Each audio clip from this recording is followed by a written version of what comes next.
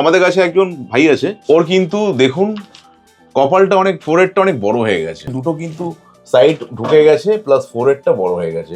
তাই ওর রিকোয়ারমেন্ট আছে যে চুল কাটবে না, চুল না কেটে এখান থেকে আমরা বর্ডার লাইনটা বসাবো। আরেকটা কথা, এই প্যাচটা কিন্তু আপনি চাইলে নিজে নিজে খুলতে পারবেন, আবার নিজেই লাগাতেও পারবেন, সেটাও কিন্তু ও দেখিয়ে দেবে। এবার আমরা দেখাচ্ছি প্যাচটাও কীভাবে লাগাচ্ছে। দেখুন প্যাচের মধ্যে আমরা টেপ লাগিয়ে নিয়েছি অলরেডি, নিয়ে কিন্তু খুব ইজিভাবে এটা কিন্তু লাগাচ্ছে। দেখুন জাস্ট চিপকে দেবেন, স্কাল্পের সঙ্গে সেটে সাটিয়ে দিচ্ছে, দিয়ে এবার এটাকে এবার হেয়ার ড্রায়ার সেট করুন, ব্যাস একদম ন্যাচারাল লুক চলে আসলো।